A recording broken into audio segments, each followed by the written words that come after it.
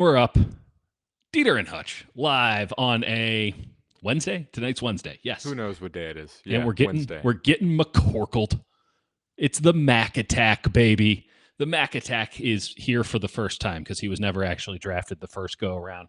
We're throwing it back to 2021. We're righting the wrongs of the past, and we're exerting leverage in negotiations, Jake. Yeah, it's the dream that Kyle Shanahan had, right? To bring Mac Jones no matter what the cost, and apparently the cost is pretty reasonable, right? At this point, we were talking about it. There's the whole panic over Mac Jones, and that was because Mac Jones was going to be the third overall pick, and And you they traded traded. three first rounders, and That's the killer.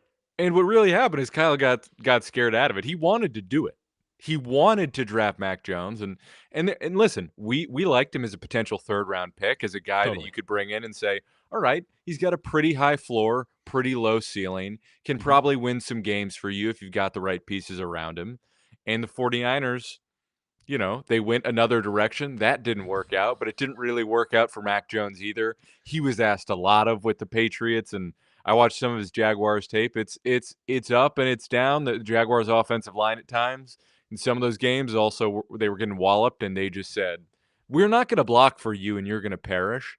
And Mac Jones had to deal with that. So there's a lot of elements to this. One is the glaring memes. Two is I kind of like the signing.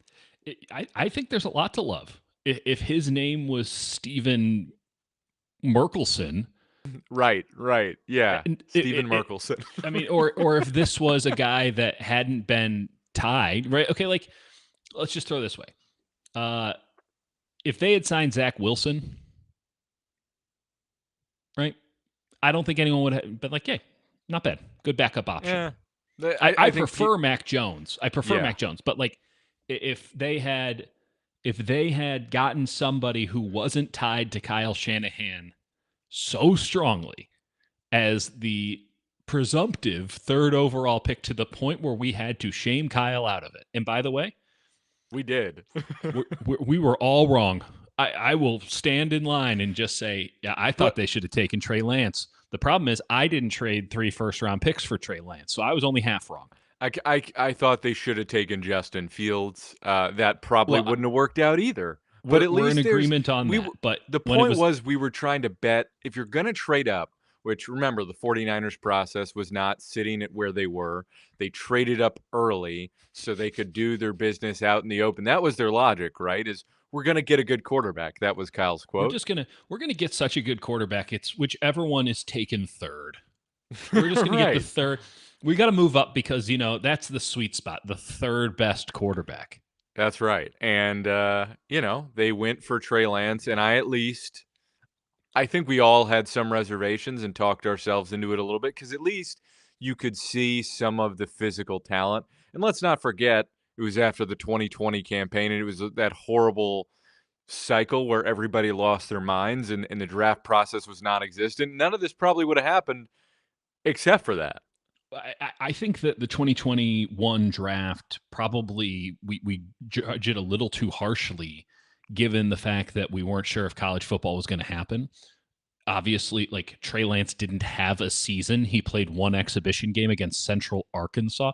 These are not excuses, but the normal parameters of scouting and execution were not available under just straight up, and we've lost Jake.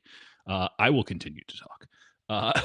So in that there were some issues, there were some problems, and when you don't have the general structure, you make bad decisions. We'll see if we have Jake back here.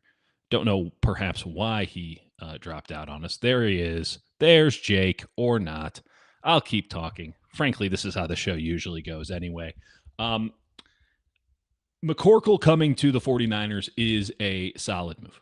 It is. There's nothing wrong with it other than the bits, the memes, all that. And when you take into account where this team is at this offseason, again, not a bad move in a vacuum, not a failure to bring in a viable backup quarterback. I don't think it has larger tentacles than, oh, they're doing this to put pressure on Brock or they're.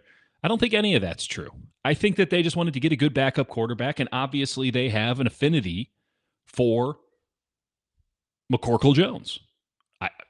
Why wouldn't you? It's fine that Kyle has an affinity for McCorkle Jones, and it's fine that he's now gotten him in the proper circumstance. Jake, let me pull you back up here, my friend. This is unbelievable. Really professional journalism we're doing here. I don't even think they can hear you, my friend. They can't hear you. Give me half a second to get you back on the screen because you came up under a new thing. I could hear Jake. You can't hear Jake. Here's Jake. There's Jake. Jake, how you doing? I'm doing great, What the fuck obviously. was that? I have no idea. My entire system just went, we don't want to talk about Mac Jones. We're going to shut down. They don't want to hear the truth. They don't want to let the people hear the truth that Mac Jones is just a fine signing as a backup quarterback. Yeah, the deep state is standing up. Um, Sorry about that. well, you only have to apologize to our paying audience. Oh wait. Regardless, this would be a good signing last year. This is a good signing in a vacuum. The problem that we're going to run into is that they haven't made other good signings, and they've let a tremendous amount of good players walk out the door. And when you let good players walk out the door and you do not replace them, either through free agency or the draft, and even if they nail the draft, like a great year in the draft is you get 50% of your picks in the top 150 to go. Yeah, and And they've that you and they've get, got what 11 picks, and 3 of them are seventh rounders. So if they were to yeah, like get what the fuck is 220? I don't know if these numbers are right, but what the hell is 223, 232, and 255 going to do for your roster in 2025? Nothing. right, Those are meaningless. You can't even package those together to get into the fifth round. you have to hope that you nail those basically 3 out of those 4, those top 100 picks, right? You got to absolutely nail at least 3 of them, and then the other ones that bridge the gap, you get another 3 players that are at least rotational, and then that's 6 players that are playing a role. And even then, though, like you haven't plugged all of these gaps on your roster. Like they still have yet to address defensive tackle in a way that is quite honestly maddening to me that they It's haven't at least beyond signed. maddening. It's malpractice, my friend. I mean, But this is egregious. we're signing Jason Pinnock, who's like objectively a pretty bad coverage safety. And Richie Grant, who like Falcons fans are like, oh, thank God, Richie Grant. I looked up Richie Grant. All you can see are Falcons fans who Yeah. are like putting memes online that are like, oh, thank God, Richie Grant is gone. It's so you have a roster that's objectively worse. Yes, you'll get back some of your injured players, but not like your starting X receiver. And when you take all this into account, I think that it's pretty fair to say that the Niners have a significantly uphill climb, even with an easy schedule, even with theoretically better coaching. They're going to have an uphill climb to be a winning team next year because they were not a Yeah. winning team this past year. And their roster, as it stands, barring very drastic changes in circumstances, is going to be worse. So now you have a quarterback who I would, the next thing I would do is get him signed because if you want to ride this thing all the way to the gates of hell, as the Niners seem keen to want to do at this moment, if they want to play hardball and really show everyone they mean business with Brock Purdy, Seems to you be are their in, MO, at you least are stated. inviting you are inviting a level of stupidity in the discourse that cannot be washed out because you are asking for week 5 should they play McCorkle content. And I can't live in a world like that, Jake. I'm not interested in playing that game. But it's coming. It's already started. And it will have some validity if you don't sign your goddamn quarterback and you have the guy that everyone knows. This is your Kirk. This is Kyle getting the Trey Lance of Kirk Cousins. Yeah. Yeah, He has his guy.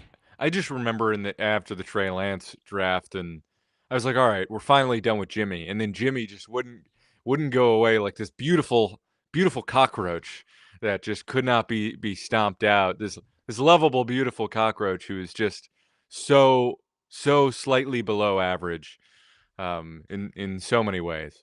This team doesn't seem to understand that narrative does matter. Okay, I understand that every NFL team wants to do this thing where they pretend that the outside noise doesn't play and that nothing. Oh, we don't hear any of that, this and that. I'll tell you who does: ownership and the people who make decisions. And ownership has had a very strong hand in this entire offseason to date. It's allowed them to still sign a McCorkle and go and get these fringe guys, DeMarcus Robinson, all that. You can go get these low-level free agents. But when let me throw this your way. I'm very frustrated because it's like they have 7 open starting jobs, Jake. They cut Leonard Floyd, which again in a vacuum makes all the sense in the world.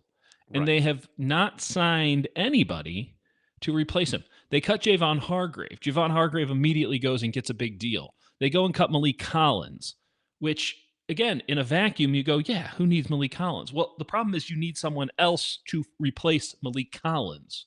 You don't have anybody on your roster who can actively replace Malik Collins. And then Malik Collins goes and gets a $10 million a year deal. He gets a pay raise off of the thing. Charvarius Ward gets a pay raise off of last year, A which, huge one. again, we A know huge this. one, which is baffling. And the Niners are sitting here counting their dollars and cents, being like, oh, well, we couldn't possibly overpay. You're not overpaying if the entire market is inflated. That's the cost of doing business. That's not overpayment. It's a miscalculation in budgeting on your end. And if this team is going to try to do anything of worth, and by the way, up until a couple of days ago, I thought that the opportunity was there for them to do something of worth.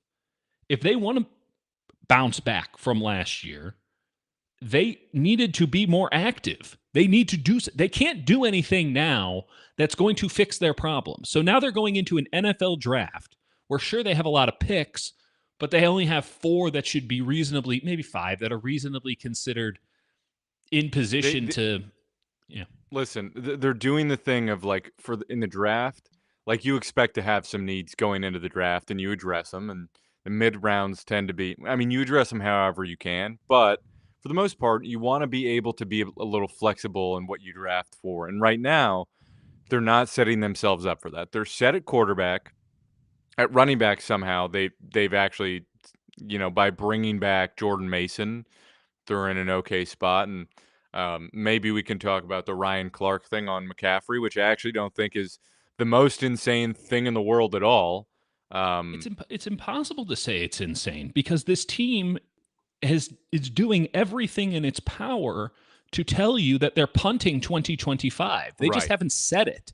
And if you're going to punt 2025 and play for 2026, Christian McCaffrey has no role on this squad. Christian McCaffrey, at best, has a year left of elite level football. I don't know if it's coming next year, Yeah. but yeah, you need to get something for him now. It's for the same reason that everyone is saying, oh, well, they're trying to trade Ayuk. If you're trying to trade Ayuk, you should be trying to trade McCaffrey. You should be trying to trade Nick Right. Bosa. I, You I, should I be still trying don't to trade understand the Fred Ayuk Warner. thing. It's like it's the worst. It's the lowest value he'll ever have, and he still does fit your timeline. Like if you're going to punt this, you still have him for another year, and you can wait it out. Like that's kind of how you set up that deal. But like, let me just keep going through this roster super quickly. Sure. Like at wide receiver, they got Robinson. You're still going to need to draft somebody there. It's like you don't know when Ayuk's coming back, but you got Jennings, Pearsall, Robinson, and then Cowan, and you still have random guys like Trent Taylor and Russell Gage and Isaiah Hodgins and who can compete, but it's not like an imposing group. And then offensive line, like you need to draft the tackle, you need to draft a guard. You probably want to get a guy who can play center and guard or compete because Brendel, the wheels may have already fallen off. Matt Yeah. Hennessy, they're excited, but like what is like I'm talking about Matt Hennessy. Like unless you love Drake Nugent, which they didn't seem to love him last year, they had a chance late in the season to play him and they didn't. So Right. that's the offensive line. Defensive line, it's Nick Bosa, Yetur Gross Matos, and Samo. We love Mm-hmm. Samo. Some flashes from Gross Matos, but like Okay, That's not a rotation. you gonna try and convince us that that Robert Beal and Drake Jackson, the ghost of Drake Jackson, you, don't let's not even pretend. And then defensive tackle, it's Jordan Elliott, Evan Anderson, and Kalia Davis, and that's quite literally it. No, they have one more. Who's the other Alex Barrett, or you? No, they have one more. There is another Kevin defensive. Givens. Kevin Givens. Kevin They brought Givens. back Thank you. Kevin They brought Givens. back Kevin Givens. That should be But that's enough, not right? a real group. Like that's No, not a real defensive not tackle group. if they start any of those four, I'm out. I mean, I said this yesterday, but like there's no world in which you can take the defensive tackle crew that you had last year, get worse, and expect me for you to think that you guys are going to be better. They Like were that. terrible last year. They were awful last year, and it was like the number one problem they had. And they're saying, what if we not only got rid of Javon Hargrave and Malik Collins, but we also didn't add anybody? I keep coming back to this. Like in a vacuum, I can justify every move they've made. The Right. problem is at some point you have to take a look on the whole of what's happened and you go, you didn't replace anybody. You haven't Don't done worry, they anything. got Trey Brown. Who the hell is Trey Brown? Trey Brown was a guy that's was pretty mediocre for the Seahawks at And corner. But they have three. Hey, they do have three corners named Trey: Trey Brown, Trey Tomlinson, Trey Avery. So Trey, it's are those right. are literally I don't know two of those guys. And the third one you just told me who he is. Trey Amison? Trey Avery and Trey Tomlinson. I do like you combining them. Trey Amos, though, Now you get him in there. the quad Trey. Now we're talking because we all agree Trey Amos is a good player, but the Treys, no bueno. This is right now arguably the worst defensive line in football with Nick Bosa. I said arguably because I don't really want to go line by line here. Yeah, that's fair. That's fair. They're fighting for it. Not without question. It's a bottom 15 line right now. I mean, yeah, I'm having a hard time just top of my head suggesting that there's a team that is worse in the NFC. It's not. Yeah. So there's that. That's fun. And then you don't have a weak side linebacker. You don't have a strong side linebacker. The suggestion that I received 2 days ago is that, they're going to ride with D Winters. And I would like to remind everybody come on.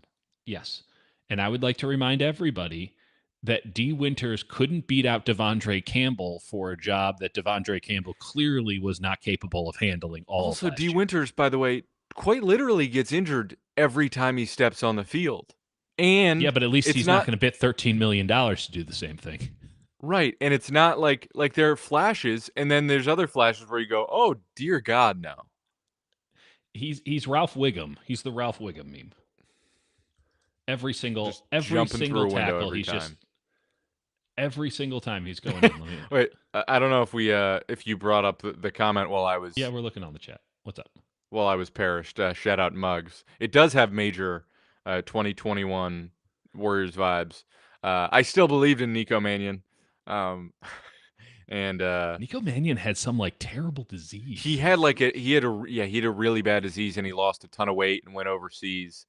I remember I watched him play. I think it was Berkeley. I watched Arizona play Berkeley, and they had Josh Green and some other forward who was terrible. And everyone was, and Mannion at that time was supposed to be like a top 15 pick. Stanley Johnson. No. Much taller guy. Not a great player. Yeah, Mannion was like a legit 5-star, won at like a McDonald's All-American and everything. And I remember I just saw Ethan Strauss today, so shout out Ethan Strauss. I remember Ethan Strauss being like, this is the exact perfect kind of second round pick where you're like, oh, he had a bad year at Arizona. Like if this was a year ago, you would have taken him in the lottery. Yeah. So like that's who you should take in the second round. That aged really poorly. It aged really poorly. I still loved it. I thought he was like he's a little rascal. But for Jake can't see it because OBS is being a sumbitch today, but I have put up the Ralph Wiggum meme. This is how D Winters goes into tackle. on every single play. Just head first, Kind of no how John Lynch arms. used to tackle. Except John Lynch would nearly murder people and hit them John every Lynch would single hit him. time. That's the difference. John Lynch would hit him, and D. Winters 50-50. And that might even be generous. When we talk about where this team, like, there are still free agents. The issue that I have is that the Niners clearly have not calibrated in the last 3 days to the cost of these free agents. And so some of these names that are out there that people can still get excited about or still hope about, they have markets, and markets drive up prices. And I just don't see a reason to believe that the 49ers are going to get wise to the fact No. that there are no bargains to be had because the 2022 pricing model doesn't apply to 2025. Their entire MO right now, I swear to you, they're playing the compensatory pick game. And by the way, have you ever heard national reporters talk about compensatory picks more? The amount of water that they are carrying for these teams by not making moves is astounding. Really, like, listen, like you heard Schefter, it's like, hey, the Eagles, they're losing some guys, but next year they're going to get some compensatory picks. I've never once heard these sort of narratives. And it's like these teams are holding back, but this is what good teams do. And yeah, playing the compensatory pick game is smart, and it does benefit you. It can also not work and bite you, and you could wait all year. And Yeah. I think Jake's computer just completely crapped out again. Let's keep you in the chat here. Jake, 10 out of 10 job here, Jake. He's like the 49ers this offseason, just completely falling apart at every given moment. The compensatory pick game is laughable. Like, it's great that you're going to have these draft picks. You need them. The frustration that I have is that they seem to be doing a 1-year reset of sorts. Now, they need to openly admit to that. They need to state that, hey, this is something that we're trying to do. I'm going to add Jake back to the chat. This is the last time I'm doing it, by the way. Otherwise, we're just going back to Daily Dieter. So maybe it works, maybe it doesn't. Who's to say?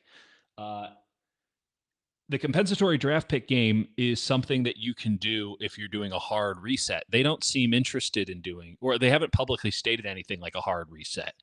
And they haven't acted as if they're keen to do a hard reset. The expectations around this team from those who don't follow things like compensatory picks or day 3 of NFL free agency, which is technically day 1, from people who just get their news, and this is not in any way a shot of shade. This is the vast majority of fans. This is the vast majority of people. And this is the healthy way probably to go about it.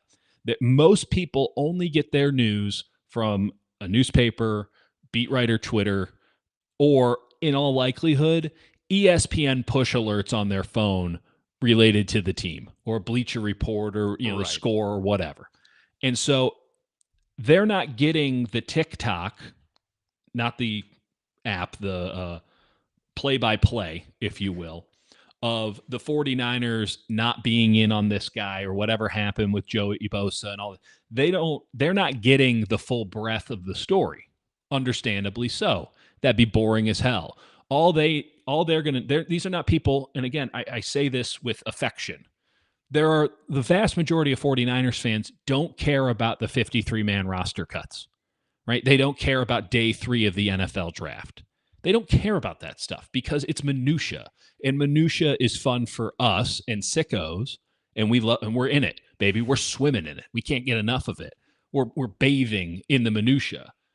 This is where we live. This is our house. You come to our sty. But most people don't live like this. When I talk to people about the 49ers and I'm like, let's talk comp picks, they're like, what's a comp pick? Like, legitimately. So the idea, the entire structure of this offseason is how can we get more comp picks is absurd, because you're going to lose the very hard-earned collateral that you had with this fan base when they show up in week 1 and they're like, why does this team suck? This is the San Francisco 49ers. At this point, I'd presume they'd have signed their quarterback to a very large contract. And they're going to get there and they'll be like, oh, I know 54 and 97 and 23 and 71. I go, hey, I know these guys. Why Yep. does everyone around them suck? It's going to be a really difficult thing to sell once the cat is out of the bag. And I think we can see it from a million miles away that this roster is going to be worse. But you know what happens when people who don't swim in the dirty waters of minutia actually get their eyes on this team? They're going to think that Kyle Shanahan and John Lynch are bad coaches and a GM. And you know what? They're going to have a pretty good argument. And they won't know that Jed York has basically said, no, we're taking away the credit card because you overspent for a couple of years, even though they could cover the credit card charges without problem. But they have to Yeah, go buy another soccer they team. absolutely could, absolutely could, and instead they're forcing a reset where their dead cap right now is north of, I think it was 84 million at last check. Um, which again, there's something to cleaning and resetting, but as the Totally. cap keeps going up and up, you don't necessarily need to take that option. And listen, I do sort of appreciate the approach of like cleaning it up a little bit, but at the same time, I mean, this is the thing we keep talking about. Like, get a linebacker. Like, I'm not saying Akeem Davis Gaither is the greatest player I've ever No. seen. I liked some of his clips. I think he can scrape. I think he's super physical. I saw him tackle Lamar Jackson in the open field. I That's think worth a that's contract. pretty impressive. And he cost, I think, $5.5 million a year. He's a competent NFL player with NFL size who played in a pretty good linebacker room with the Bengals. Like, there are You're in guys it, out there in the right market. and you have to be in the ball game for many of them to get some of them. You can't just cherry pick which ones you want at a price you want. That's not how this works, clearly. And I'll put it like this. If you had drafted successfully for years on years on years, you would have no I would have no problem at all with you letting overpriced, frankly degrading talent walk out the door. I would have no problem with you cutting Leonard Floyd, who in and of himself represents the Who problem in the fact that he and was who, by signed. the way, they part of the reason that they lost out that instead of having a fourth for Sam Darnold, um, or they qualified Darnold as a fifth, With but their comp because they picks side going into this year. Yeah. they actually screwed that up and instead of just not signing Leonard Floyd and like bringing back a Cleve Farrell, they get a seventh instead of a fifth. So you do all these things, you get rid of all these players. When you think about, oh, the great teams, they can do that. They can move on from guys. Well, because those teams have, let's just use Kansas City for an example. They have Charvarius Ward. They let him walk because they have L'Jarius Sneed. They let him walk because they have Watson on the outside. Like they develop players that not only can replace, but in sometimes can enhance your team. And they have a pipeline. There's a system. They recruit well. They develop well. They draft well. And the 49ers haven't done that since the world ended.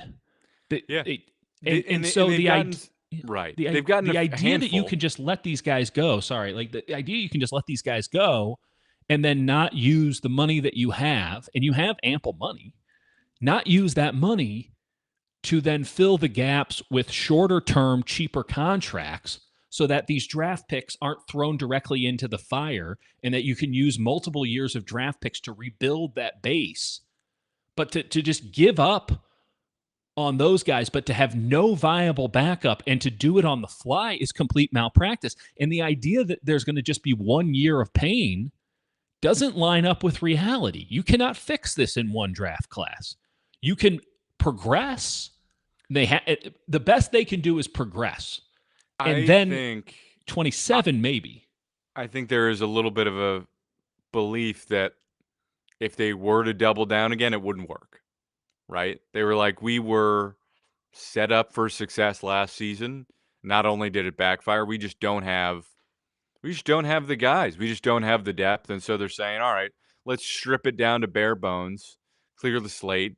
Next summer we can attack in free agency. We'll see if that's how they actually approach it. And then, we're just going to draft so well and we got 11 draft picks And it's just going to be like last year's draft as opposed to the ones before it, which included, Cam Latu and Robert Beal and just mediocre at best players. Like in 2023, it's like they drafted Jair Brown first. Like he's going to start for them, and he was pretty abysmal last year. Um, it's probably going to be him and Malik Mustafa. That's the way this is headed, unless they draft a safety high. And the year before, it was Drake Jackson, Ty Davis Price, Danny Gray, Spencer Burford, Sam Womack, Nick Zakel, Kalia Davis, Tariq Castro Fields, and then Brock Purdy. Like, just horrendous. And let's be clear. Like, they had a great draft last year. They got Outstanding. 4, maybe 5 players. Right? They I think they hit on their first 5 picks. I do too. But then there's Jacob Cowing, who was pick 135. Which is not an insignificant pick, by the way. Anything in the top 150, they should be making the roster, which Cowing obviously did, and they should have some role, which I suppose Cowing also did have. So maybe I'm being too harsh on Jacob Cowing, but the fact of the matter is you traded Deebo Samuel, and Brandon Ayuk is probably not playing until Thanksgiving at the earliest, and that's generous. Every time I talk to somebody, they just keep pushing it back. Jacob Cowing has no role on this team, even with punt returner. Cool. I mean, that's fine. I have actually legitimately no problem with 135 drafting a punt returner, but it would be nice if he could, play wide receiver. Yeah, that would be helpful. It might help. Jarrett Kingston, they just traded. They just get. No, they cut him. They cut him, and he got swooped. By the way, again, I still Bo Limmer supremacy. I know he's not stellar, but he did start all year for the Rams and could have at least, given their center Jake Brendel a run for his money, and maybe you would have a young developmental center for the future.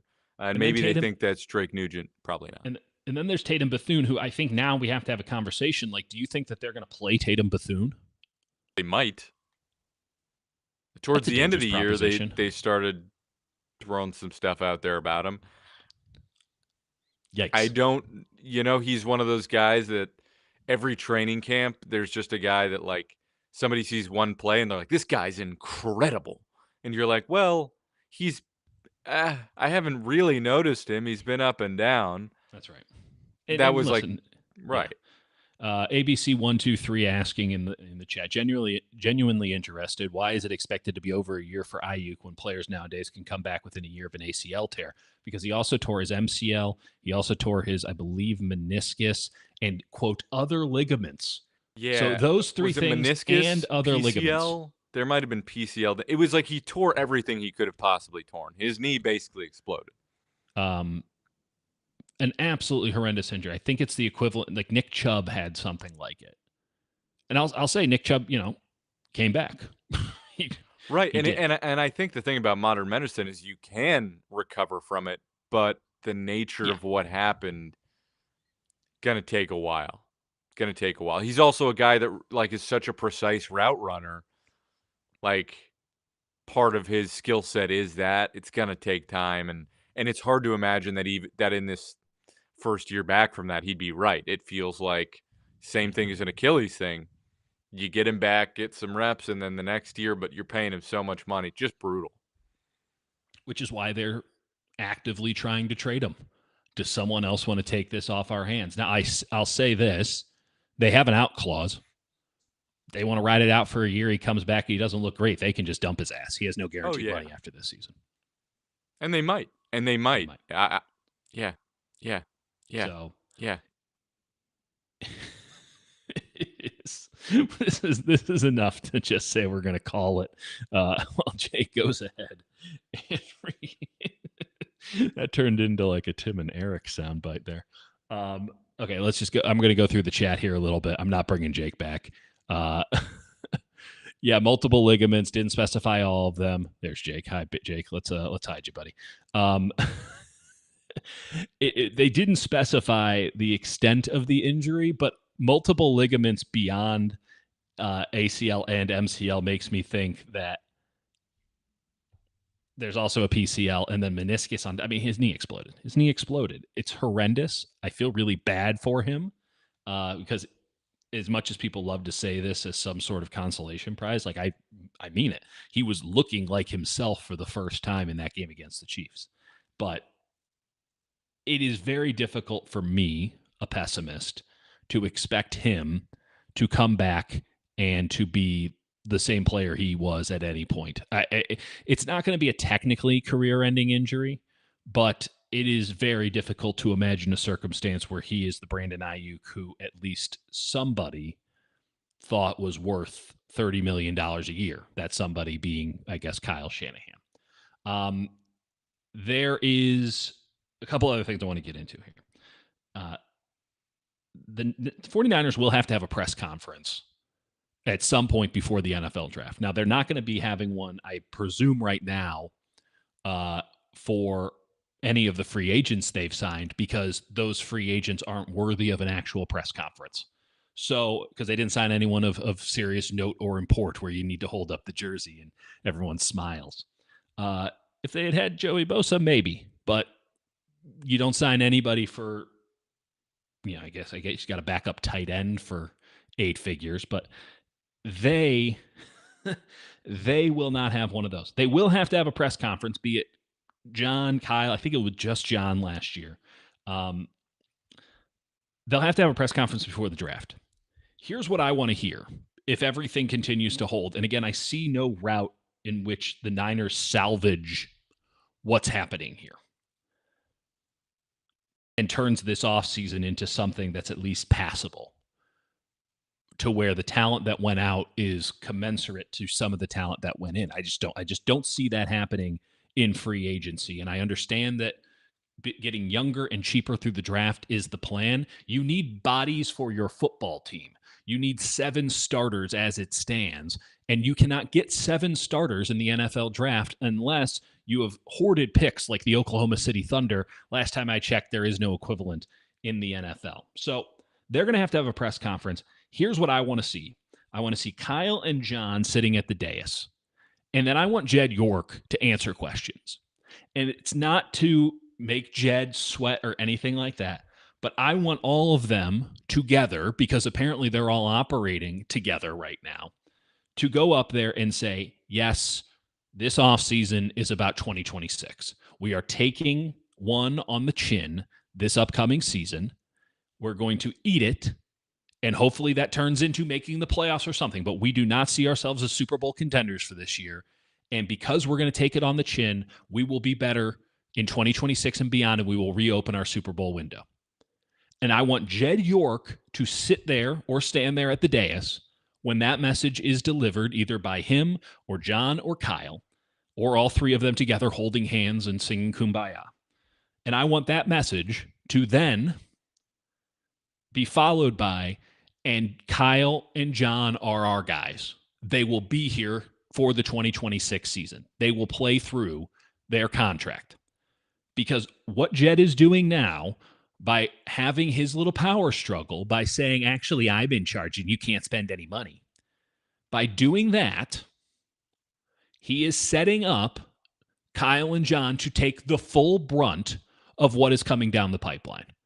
And while I would preface all this by saying they get paid a lot of money, they're big boys, they can handle it, coming off of a 6-win season, again, the people who get their news, and this is no shade, it is in fact a sign of respect, who only get their news from ESPN push notifications on their phone, are going to think that this team is poorly GM'd and poorly coached.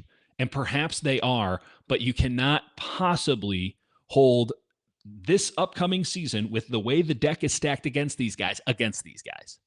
I don't think it would be fair at all. Now, maybe fairness has nothing to do with this, but I don't think it would be fair. If Jed doesn't want them to spend money, that's fine. They are a worse football team for it.